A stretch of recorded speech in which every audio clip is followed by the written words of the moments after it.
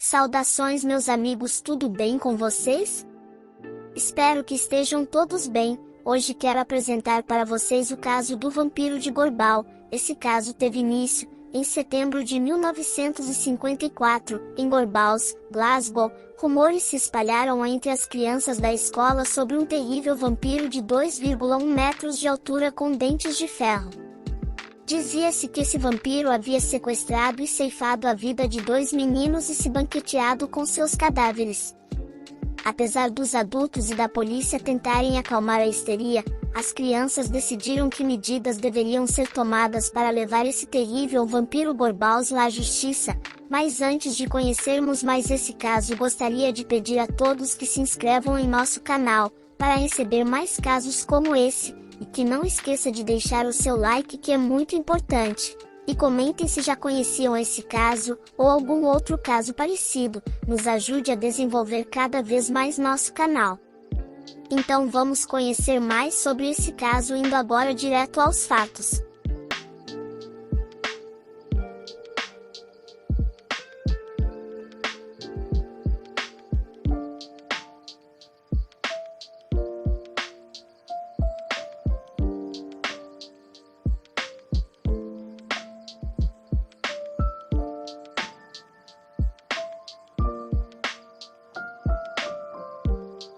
Na noite de 23 de setembro de 1954, a polícia de Glasgow foi alertada sobre um distúrbio na necrópole do Sul, um enorme cemitério em uma área infame conhecida como os Gorbals.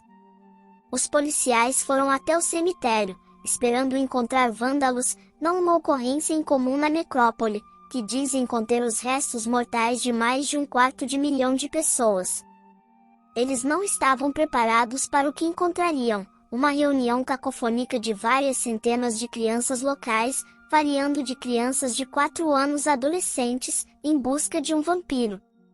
As crianças estavam armadas com facas, paus afiados e machadinhas caseiras. Muitos trouxeram seus cachorros. De acordo com um jornal local, as crianças escalaram os muros do cemitério logo após o término das aulas. O boato no playground era que um vampiro de 2 metros com dentes de ferro havia comido 2 meninos locais. Ninguém parecia saber quais eram os dois, e os filhos dos Gorbals não o aceitavam. Os adultos que moravam nas proximidades perceberam quando as crianças começaram a inundar o cemitério, mas provavelmente não pensaram muito sobre isso no início. O espaço verde era escasso no distrito industrial densamente povoado, então os cemitérios dos Gorbals serviam como parques e playgrounds. Como os jornais locais noticiaram, eventualmente, os gritos e berros excitados e das crianças ficaram tão altos que uma conversa normal era impossível, e alguém chamou a polícia.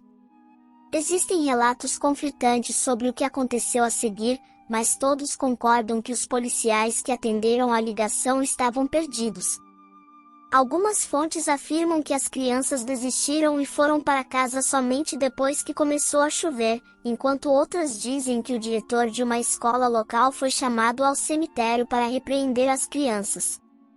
Seja qual for o caso, foi apenas um alívio temporário. As crianças voltaram nas 2 noites seguintes, com a intenção de encontrar e matar o vampiro Gorbals.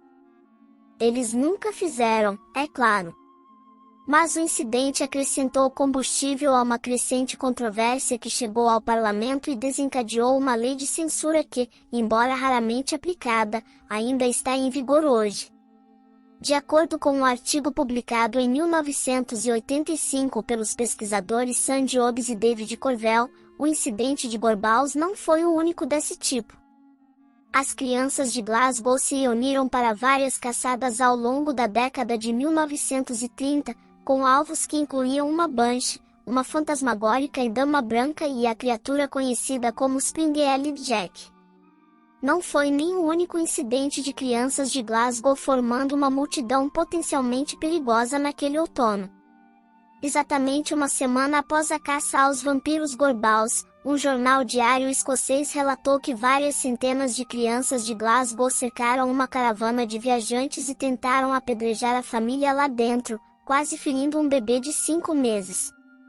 O incidente ocorreu a vários quilômetros dos Gorbals e teria envolvido um grupo de crianças totalmente diferente, mas tem uma notável semelhança com o que aconteceu na Necrópole do Sul. As crianças variavam de crianças a adolescentes, o cerco durou várias horas, a polícia lutou para ganhar o controle, e ninguém sabe como tudo começou. A razão pela qual a caça aos Gorbals foi tão amplamente divulgada é que aconteceu de se alinhar com um estranho pânico moral que, tendo incendiado os Estados Unidos apenas alguns meses antes, cruzou o Atlântico. Apenas alguns meses antes da caça aos Gorbals, os Estados Unidos viram o culminar de um esforço de anos para banir os quadrinhos de terror e crime.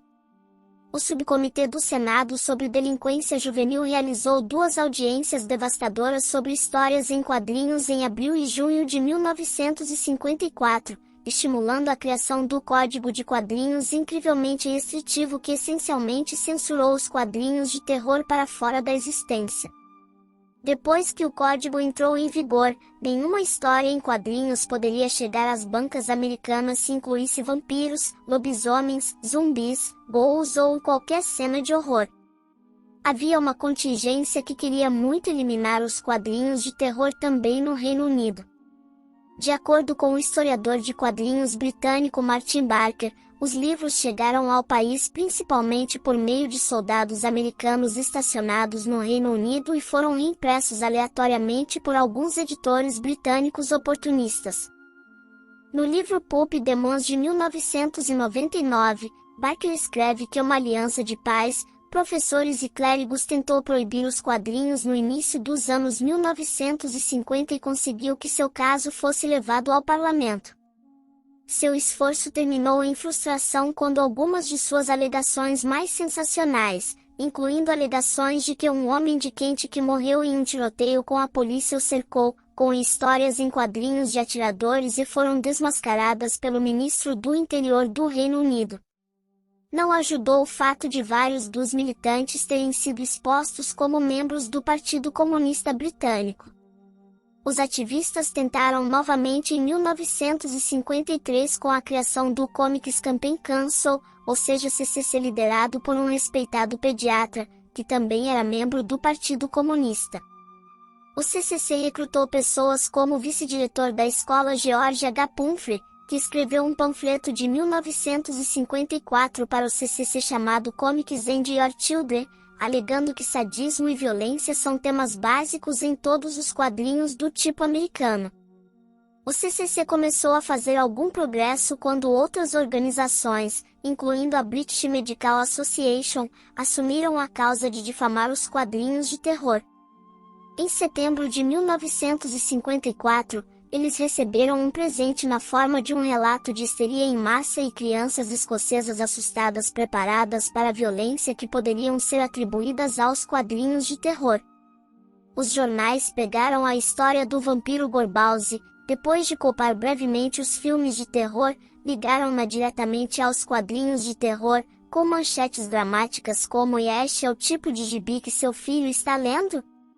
O caso Gorbals foi citado em um debate em fevereiro de 1955 na Câmara dos Comuns, com um parlamentar de Glasgow mencionando a caça aos vampiros e argumentando que a legislação anti-quadrinhos era necessária para libertar as mentes e das crianças do Reino Unido e das más influências. Desta vez, a cruzada foi bem-sucedida e a Lei das Crianças e Jovens, Publicações Nocivas, foi aprovada na primavera de 1955. Os termos quadrinhos de terror e histórias em quadrinhos nunca aparecem no texto da lei, mas destacam histórias contadas em imagens e que retratam a prática de crimes, atos de violência ou incidentes de natureza repulsiva ou horrível. A lei essencialmente criminaliza a publicação, venda e importação de histórias em quadrinhos de terror, e dá à polícia amplos poderes de busca e apreensão. É uma reviravolta irônica do destino que um incidente em Glasgow provocasse uma reação tão dramática contra os quadrinhos. Muitos estudiosos consideram a Escócia o berço dos quadrinhos, com a edição de estreia de 1825 do The Glasgow Looking Glass frequentemente citado como a primeira história em quadrinhos. A lei raramente é aplicada e os quadrinhos de terror britânicos voltaram com força, mas a Lei de Crianças e Jovens com Publicações Nocivas de 1955 permanece nos livros hoje. Em 2018, um viajante relatou ter visto quadrinhos de terror em uma lista de itens possivelmente proibidos de entrar no Reino Unido, juntamente com fogos de artifício e certos produtos químicos. O autor e escritor de quadrinhos Neil Gaiman tweetou que a lei é considerada a única legislação que o Partido Comunista do Reino Unido conseguiu colocar nos livros. Mas os quadrinhos de terror americanos realmente inspiraram a caçada ao vampiro Gorbals? Talvez não. Não há evidências ligando o incidente aos quadrinhos de terror pré-código ou em entrevistas com habitantes de Glasgow que participaram da caçada quando crianças, nenhum se lembrava de ter lido os quadrinhos em questão. Havia uma história em quadrinhos chamada O Vampiro com os Dentes de Ferro, que apareceu em uma edição de 1953 de uma série chamada Dark Mysteries. Mas os garotos de Glasgow não precisavam recorrer aos quadrinhos americanos para uma história sobre um monstro carnívoro com dentes de ferro. Essas criaturas já estavam firmemente enraizadas em lendas locais, como Jenny com os Dentes de Ferro, uma figura imortalizada em um poema do século XIX pelo trabalhador ferroviário escocês que se tornou o poeta Alexander Anderson. O poema, usado para assustar crianças que se recusavam a dormir, falava de uma criatura que carregava crianças inquietas, mas não antes de afundar seus dentes de ferro em seus flancos rechonchudos. Também pode ser significativo que o cemitério da necrópole do sul estivesse localizado perto de uma siderúrgica chamada Dixon Blazes. Uma testemunha se lembra de ter ouvido seu bisavô, que morava perto do cemitério e provavelmente não lia muitos quadrinhos de terror, contando histórias de um homem de ferro, enquanto outros locais falavam do homem dos dentes de ferro. E também havia as notórias condições de vida nos Gorbals, que poderiam ter feito as crianças receberem uma caçada de vampiros como uma diversão agradável. De acordo com o Daily Mail, os residentes dos Gorbals enfrentaram algumas das piores condições da Europa do pós-guerra. A população do distrito, que havia aumentado para 90 mil na década de 1930, diminuiu um pouco na década de 50, mas a superlotação ainda era um problema e o saneamento básico era um desafio. Um único banheiro residencial pode atender até 30 pessoas ou algumas casas não tinham água corrente.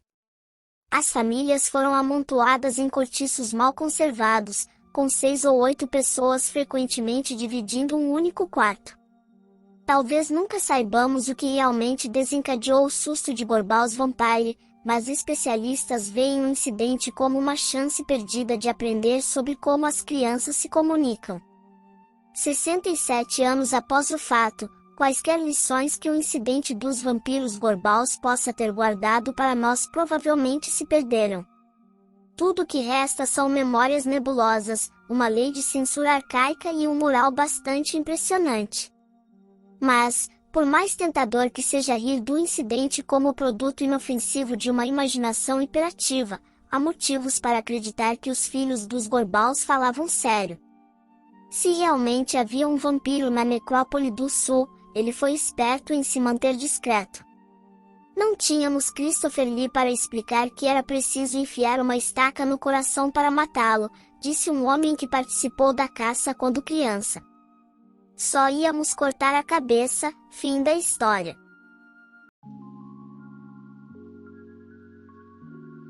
O vampiro Gorbals era simplesmente uma criatura nascida da histeria em massa e da imaginação das crianças, ou era algo mais?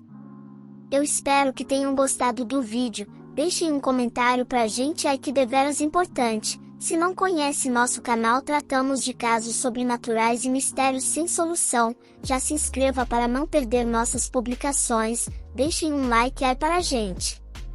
E compartilhem essa postagem com quem curte de mais casos assim. Um grande abraço a todos, fiquem bem e até a próxima!